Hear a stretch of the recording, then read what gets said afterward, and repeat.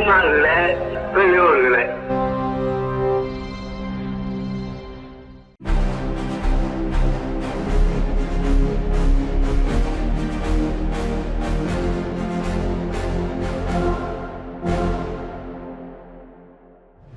அனைவருக்கும் வணக்கம். உலகின் ஒரே பகுத்தறிவு நாளேடான விடுதலையில் இன்றைய முக்கிய செய்திகளை பார்ப்போம். RSS பாஜகவினருக்கு தமிழ் மீதும் தமிழர் மீதும் இருப்பது வயிற்றெரிச்சல். தந்தை பெரியாருக்கு இருப்பதோ தாய்க்கோழியின் எரிச்சல். பெரியார் என்றால் பார்ப்பனர்கள் பதறுகிறார்கள். பெரியார் இன்னும் இவர்களை பதறடித்து கொண்டே இருப்பார் என்று திராவிடர் கழகத்தின் தலைவர், தமிழர் தலைவர் ஆசிரியர் விடுத்துள்ள முக்கிய அறிக்கை இன்று விடுதலையின் முதல் பக்கத்தில் வந்துள்ளது. காரல் மார்க்ஸ் சிலை திறப்பால் சிவந்தது சென்னை.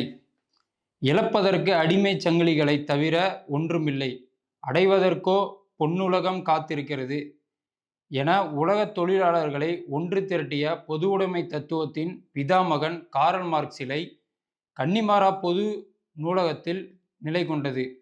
நல்லவை எங்கிருந்து வந்தாலும் வணங்கி ஏற்றுக்கொள்வோம், அல்லவை ஆதிக்கம் செலுத்த பார்த்தால் தடுத்து நிறுத்துவோம். இதுதான் திராவிட மாடல் என முதலமைச்சர் மு.க.ஸ்டாலின் எக்ஸ் தளத்தில் பதிவிட்டுள்ளார்.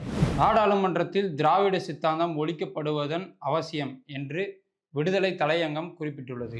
மொழி போராட்டம், மொழியினுடைய சிறப்புகள் குறித்து தந்தை பெரியார் அவர்களுடைய பார்வையும் கருத்தோட்டமும் மிக ஆழமானவை. மொழி என்பது ஒரு போர்க்கருவியாக இருக்க வேண்டும் என்று சொன்னவர் தந்தை பெரியார்.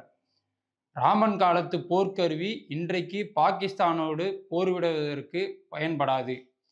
புத்தக வெளியீட்டிலாவில் திராவிடர் கழக தலைவர், தமிழர் தலைவர் ஆசிரியர் அவர்கள் சிறப்புரையாற்றினார். கோயில் குடமுழக்கு யாருக்கும் முதல் மரியாதை அளிக்கக்கூடாது என உயர்நீதிமன்றம் அதிரடி உத்தரவு.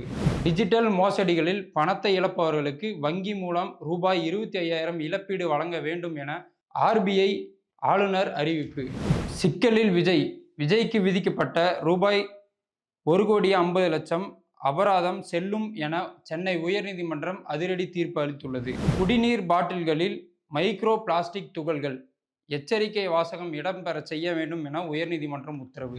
நாடாளுமன்ற விதிகளை மதிப்பதில்லை, பாஜக அரசு தங்கள் விருப்பம் போல் செயல்படுகிறது என திருச்சி சிவா MP அவர்கள் குற்றச்சாட்டு. உச்சநீதிமன்ற தீர்ப்பை தொடர்ந்து பல்கலைக்கழகங்களுக்கு விரைவில் துணைவேந்தர்கள் நியமனம் என தமிழ்நாட்டினுடைய உயர்கல்வித்துறை அமைச்சர் கோவி செழியன் அவர்கள் தகவல். டாஸ்மாக் பணியாளர்கள் போராட்டத்திற்கு அதிமுக ஆதரவு. தேர்தல் ஆதாயம் தேடும் மலிவான அரசியல் என இந்திய கம்யூனிஸ்ட் கட்சியின் மாநில செயலாளர் மு. வீரபாண்டியன் விமர்சனம். பிஜேபி ஆளும் பிரதமரின் சொந்த மாநிலமான குஜராத்தில் கேளிக்கை விருந்து என்ற பெயரில் வெளிநாட்டு மது விநியோகம். மருத்துவர்கள், தொழிலாளர்கள் உட்பட 81 பேர் சிக்கினர். மேலும் இதுபோல ஏராளமான செய்திகள் விடுதலை நாளிதழில் வந்துள்ளது. விடுதலை வாசகர்கள் அவசியம் வாங்கி படிக்கவும். நன்றி, வணக்கம்.